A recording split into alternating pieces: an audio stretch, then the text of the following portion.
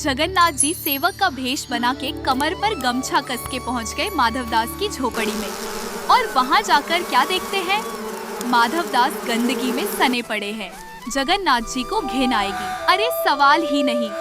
उन्होंने अपने पीताम्बर को ऊपर खौसा और लग गए काम पे।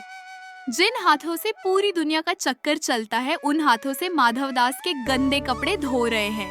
समुद्र से दौड़ दौड़ के पानी ला रहे हैं, झोपड़ी साफ कर रहे हैं, माधवदास को नहला रहे हैं। और तो और जब माधवदास को होश आता तो पूछने लगते, अरे भाई, तुम कौन हो? इतनी बदबू और गंदगी में मेरी सेवा क्यों कर रहे हो? ठाकुर जी मंद मंद मुस्कुरा के बोले, अरे बाबा, हम तो सेवक हैं। पता चला तुम बीमार हो तो चले आए।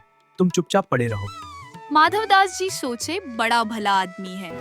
एक दिन माधवदास जी को थोड़ा आराम मिला तो देखा वो सेवक पैर दबा रहा है, लेकिन उस सेवक के शरीर से जो खुशबू आ रही थी, तुलसी, चंदन और कपूर की, माधवदास जी का माथा ठनका। बोले, ये खुशबू तो मेरे मंदिर वाले की है। ध्यान से देखा तो वो बड़ी बड़ी आंखें, वही मंद मुस्कान। माधवदास जी ने झट से हाथ पकड़ लिया। बोले, पकड़े गए प्रभु। यह आप हैं। और फूट फूट के रोने लगे। हे नाथ, आपको शर्म नहीं आती? आप त्रिभुवन के मालिक होके मेरे गंदे कपड़े धो रहे हो, मेरी गंदगी साफ कर रहे हो। मुझे नरक में डाल देते, पर यह पाप क्यों चढ़ा रहे हो मेरे सर पे? जगन्नाथ जी हंस के बोले, भक्त और भगवान में काहे का ऊंच नीच? जहाँ मेरा भक्त वहाँ मैं। माधवदास जी बोले, वो सब तो ठीक है, पर आप तो सर्वशक्तिमान हैं। चाहते तो एक चुटकी बजाते मेरी बीमारी गायब हो जाती। खुद गंदे कपड़े धोने की क्या जरूरत थी? अब जगन्नाथ जी बोले, अरे माधव, तुम नहीं समझोगे। यह कर्म का नियम है। मैंने सृष्टि बनाई है तो नियम तो मुझे भी मानना पड़ेगा। यह तुम्हारे पिछले जन्म का कोई पाप था जो इस बीमारी के रूप में कट रहा है। माधवदास बोले, तुम मिटा देते इसे।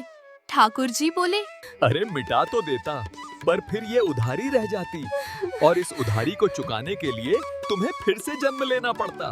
फिर से माँ के पेट में उल्टा लटकना पड़ता।